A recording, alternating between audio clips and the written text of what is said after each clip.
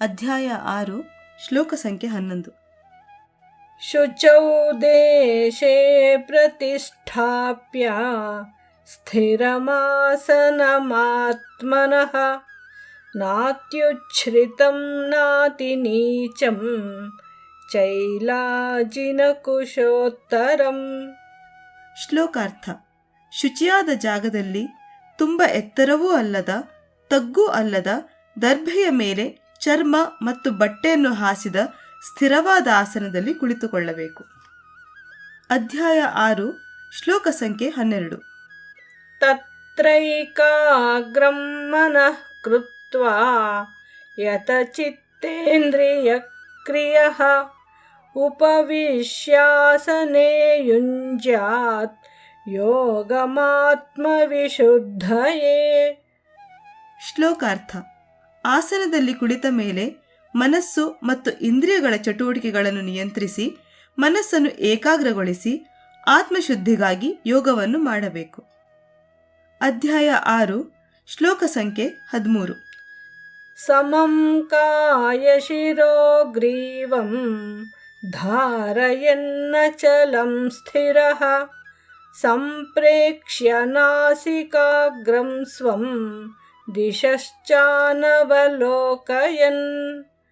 ಅಧ್ಯಾಯ 6 ಶ್ಲೋಕ ಸಂಖ್ಯೆ 14. ಪ್ರಶಾಂತಾತ್ಮಾ ವಿಗತಭೀಃ ಬ್ರಹ್ಮಚಾರಿ ವ್ರತೆ ಸ್ಥಿತಃ ಮನಃ ಸಂಯಮ್ಯಮಚ್ಚಿತ್ತಃ ಯುಕ್ತ ಆಸೀತ ಮತ್ಪರಃ. ಶ್ಲೋಕಾರ್ಥ: ದೇಹ, ಕುತ್ತಿಗೆ ಮತ್ತು ತಲೆಯನ್ನು ನೇರವಾಗಿ ಮತ್ತು ಸ್ಥಿರವಾಗಿಸಿ ಸುತ್ತಮುತ್ತ ನೋಡದೆ ತನ್ನ ಮೂಗಿನ ತುದಿಯನ್ನು ನೋಡುತ್ತಾ ಶಾಂತವಾದ ಮನಸ್ಸಿನಿಂದ ಕುಳಿತು ನಿರ್ಭಯನಾಗಿ ಬ್ರಹ್ಮಚಾರಿಯಾಗಿ ಮನಸ್ಸನ್ನು ನಿಗ್ರಹಿಸಿ ಮತ್ತು ನನ್ನಲ್ಲಿ ಕೇಂದ್ರೀಕರಿಸಿ ನನ್ನನ್ನೇ ಅಂತಿಮ ಗುರಿಯಾಗಿಸಬೇಕು. ಅಧ್ಯಾಯ 6 ಶ್ಲೋಕ ಸಂಖ್ಯೆ 15. ಯುಂಜನ್ನೇವಂ ಸದಾತ್ಮಾನಂ ಯೋಗಿ ನಿಯತಮಾನಸಃ ಶಾಂತಿಂ ನಿರ್ವಾಣ ಪರಮಾಂ ಮತ್ಸಂಸ್ಥಾಮಧಿಗಚ್ಚತಿ.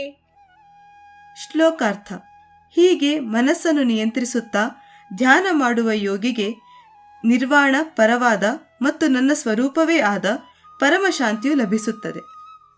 ಅಧ್ಯಾಯ 6 ಶ್ಲೋಕ ಸಂಖ್ಯೆ 16. ನಾತ್ಯಶ್ನತಸ್ತು ಯೋಗೋಸ್ತಿ ನ ಚೈಕಾಂತಮನಶ್ನತಃ ನ ಚಾತಿ ಸ್ವಪ್ನಶೀಲಸ್ಯ ಜಾಗ್ರತೋ ನೈವ ಚಾರ್ಜುನ. ಶ್ಲೋಕಾರ್ಥ: ಎಲೈ ಅರ್ಜುನ, ಯೋಗವು ಮಿತಿಮೀರಿ ತಿನ್ನುವವನಿಗೂ ಇಲ್ಲ, ಏನೂ ತಿನ್ನದೇ ಇರುವವನಿಗೂ ಇಲ್ಲ, ಅತಿಯಾಗಿ ನಿದ್ರೆ ಮಾಡುವವನಿಗೂ ಇಲ್ಲ, ಏನೂ ನಿದ್ರೆ ಮಾಡದವನಿಗೂ ಇಲ್ಲ.